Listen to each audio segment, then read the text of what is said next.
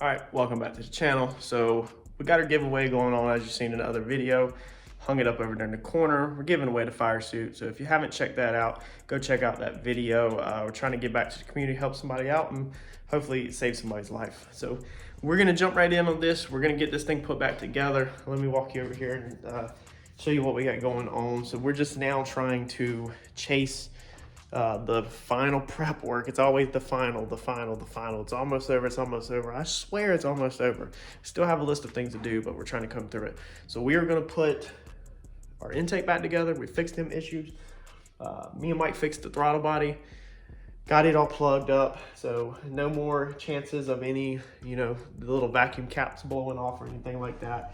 In our previous videos, we went over the issues with that and we already lost them. So maybe they're in the trash can where they go, because I didn't know. So don't use vacuum caps on your motor if you're a boosted application, because they can blow off. We're talking about the little rubber vacuum caps. They can also dry rot, crack, I have been informed, and they can also blow up like a balloon, even if you have a hose clamp around them. I've had a couple people say that they've seen them, get hot, warm, and blow up like a freaking balloon. So we're not trying to have none of that craziness. So we're gonna get this thrown back on the motor, get it together, and then we got some other things to do. But, I'm gonna get this thrown back together, and then we'll get on to the next item. So I think we should be solid on these. We have our plugs here, plug here, plugged here. All of them are threaded in. That one's cross-threaded. We showed that on the last video. And then for our throttle body, me and Mike, well, actually Mike just babysat. I tapped it for the 1/4" NPT tap.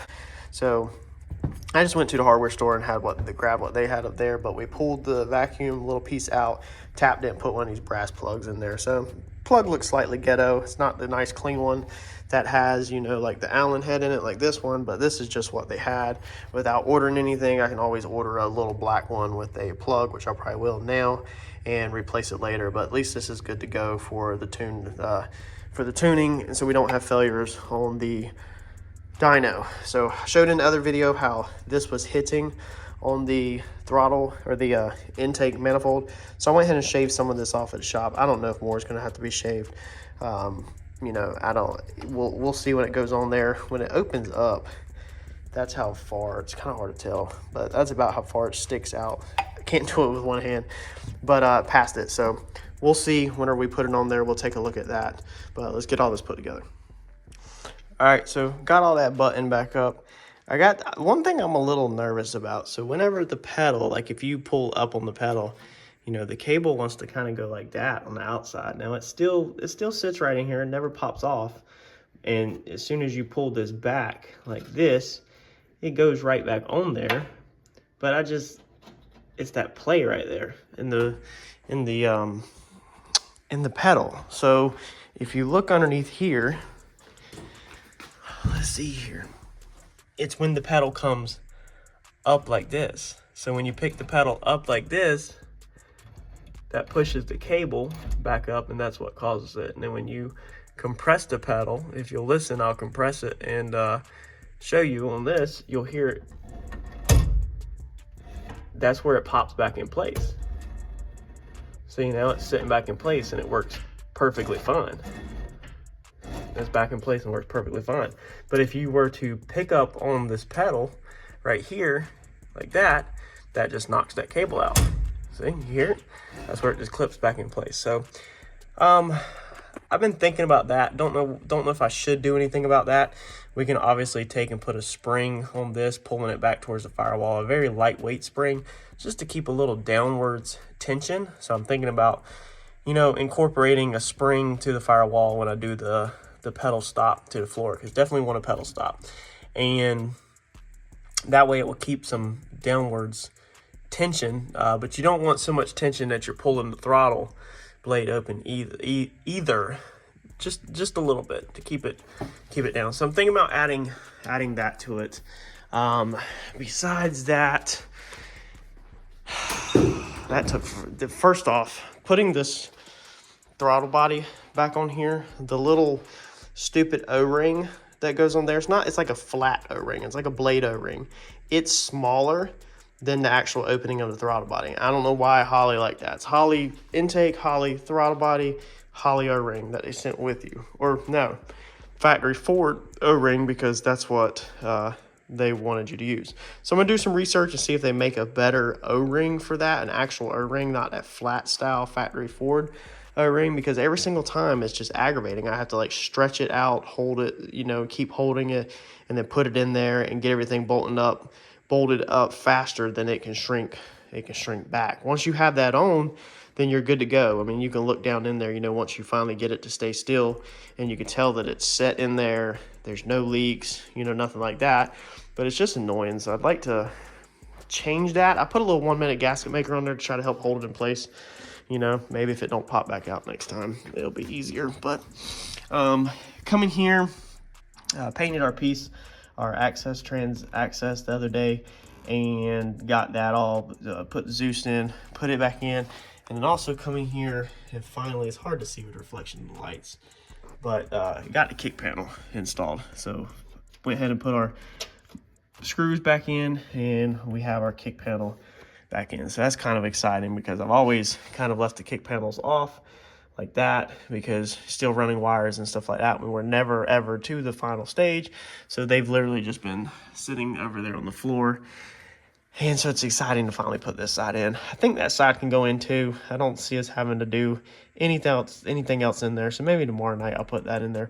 Originally from the factory on these Mavericks, you have a screw hole up here, and then you have another one on the inside that goes like this. So it was being a little pain to find that one in there. So I just added one here. So we just got 2 in the door jamb right now. And then, you know, that right there. It flops around a little, but it's not like we're gonna be putting 500 miles a week on this car and have to worry about it. So we still got this wire to run. It's just kind of thrown in here. This is the one from our coolant temperature sensor. I messed up, made that one a little too long.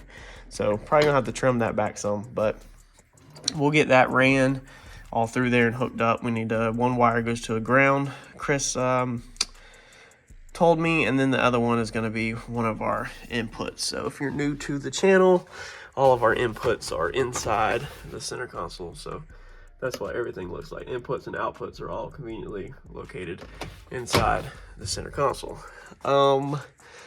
Besides that, we're just kind of wiping stuff down and getting stuff together. So it's Thursday night. We're gonna get back on this some more this weekend, get this thing wrapped up, because my plans is to put this thing in the trailer, like maybe Sunday, throw this thing in a trailer and leave it in there and take next week off, kind of like at night hang out, since we're gonna be at TKM all day Thursday, and we'll be traveling Thursday morning, probably be out late Thursday night. So here's the fitting, the fuel line fitting that I was saying I got off of eBay. So there's that F word that I'm not even gonna try to pronounce, because I'll booger it up and become a meme or everybody make fun of me. But this is the dash 10 fitting. So the one that we had underneath there was leaking. And like I said, I'm hoping that it's just because it was just a no-name brand cheap eBay fitting. So we're gonna get that thrown in there, and hopefully that'll fix the problem. But all right, the inexperience strikes again, so it's kind of my fault for not doing the research. So I've had the parachute in there, but I've never put the spring or anything in there, because it's always been in mock-up stage. And I purchased this spring, let's see here, a while back. So I think it's Shroud, a while back, and figured it came with everything. You know, went tonight, since we are bowling down to next week, this weekend, possibly throwing this thing in a trailer and going to TKM. Just kind of wanted to butt everything up, finalize everything, and went to connect this thing to the parachute, and it does not have any your bridle cord. So I didn't even know I needed a bridle cord. I thought I had everything. So your bridle cord connects right to there. You know, you have your D-bag and all that, which of course all of y'all know that. I'm wasting my time talking to y'all, but just in case somebody new finds the channel, I guess that was a piece of mine that was missing, since I am using this spring kind of setup. Is I just had to order the bridle cord. Dealer account, ATEC Motorsports, is like $22 to my door. It's like a $11 item. So that's another last minute thing where not knowing gets you in trouble, I guess, or missing parts. So I'm gonna keep it moving. We're actually down to like almost nothing. Like that checklist is about that small on my phone screen. It might be like 8 lines. So we don't got a lot to do. I'm gonna keep on getting it. So trying to put the other bell housing bolt in. So if you look right there above the starter hump, right there, You see the bolt sticking out. Okay, I can't get it. So again, this car is built so freaking tight that it don't matter which way I twist and distort my arm, I cannot get that thing. You can see my cutout in my floor right there, so I currently have it back out the car. Just took it back out to see if I could get to it, and I can't. It needs to be cut a little bit higher. So I'm thinking that we might tomorrow have to cut more out of the floor and rebuild this cutout up in here so that we can get a straight shot that way onto that bolt, because that bolt is just not going to be accessible, I don't think. The other side's going to be easy, but not this side. Man, I can't catch a break. So another setback, can't get the bolt in, and then looking very closely to the transmission now. So the leak is coming from the inside of the bell housing, and it's running down the inside of the bell housing from the very bottom, and it is dripping right off the edge of the bell housing. It's not coming from the outside of the bell. There's nowhere that I can see up in there in a flashlight that the face of the pump is wet. So it's like it's leaking from the edge of the pump, maybe. I know that when I built that transmission, we didn't have the channel going, but I built that transmission myself, and I put all brand new everything inside of that transmission. So there's all brand new gaskets, brand new clutches. Everything is brand new with that transmission besides the case and some hardware. So I think the transmission is going to have to come back out the car. So I just texted Mike, told him, but now my only concern or debate that I'm debating is, do we try to take it out next week? We got to be at TKM on Thursday, so all we have is Monday, Tuesday, and Wednesday. Do we try to take the transmission out of the car and fix the leak, or do we send it? Do we go ahead to TKM, hope that it will go on the dyno, hope that once we get it running it's not leaking too bad, and hoping we can get through the tuning with maybe laying a pan down underneath it or something. I don't know. It has to go all the way to TKM just to get it to run, so that then we can find leaks. So I think I got all the other leaks fixed just from, you know, stuff dripping here on the floor and you kind of following that. But dripping leaks are different than under pressure leaks, obviously. So I admire all of y'all that know what y'all are doing with this Holley stuff, because man, I wish I did. So, and I am looking for a Holley class. So if y'all have a class that you can recommend, I guess I'm gonna end up paying to do some kind of Holley course to kind of run the basics of stuff. Even though you got to learn a little bit more than just what to punch on a laptop. You got to learn the understandings of things also. So I got a long journey ahead of me. It's gonna be a slow crawl, I feel like. But I'm not quitting. So, with that said, I don't know what we're gonna do right now. All right, so just like that, voila, it's morning time. Movie magic. Spoke to Mike last night, so I kind of sat out here and just thought about it and just kind of weighed my options. That way you make sure you make the best educated decision at the moment. And when I messaged Mike about the issue with transmission, Mike's immediate reply was, get it to the shop Monday morning. Basically, let's close our business and let's just get this race car done. So that was pretty much his reply. Thank God I got Eddie that he can keep turning out flip cars, but it looks like me and Mike are gonna have to get this thing going, get this transmission out first thing Monday morning. Mike's point was we need to get it out Monday morning, not wait until the nighttime or nothing. That way, if we need any gaskets or seals, we can get them on the way. So I'm pretty sure Chris Kenny with Tri-County Transmissions, pretty sure I can hit him up and get any gaskets or seals pretty fast if he don't already have them in stock. But that's the plan right now, I guess, is to get this thing in the box tomorrow, hopefully, finish the trailer up and get it loaded up Sunday. That way, it can go to the shop or be at the shop Monday morning and throw it on the lift. So I guess she's probably gonna go out of here Sunday and not come back until she's tuned from TKM. So let me show you what we're working on this morning, though. We're still coming through the to-do list, not necessarily things that need to happen before TKM, but things that just have to happen, because again, if it goes off to tuning, then as soon as it gets tuned, y'all are going to be verbally harassing me about when is it going to the racetrack, and we're still going to have a to-do list. So I'm trying to come through still working on that backside to-do list, you know. So this was our old fan shroud with some stuff cut off of it. I removed the fans this morning. This is the fans I'm using. Just in case anybody don't know, I did all that before I even had the YouTube channel.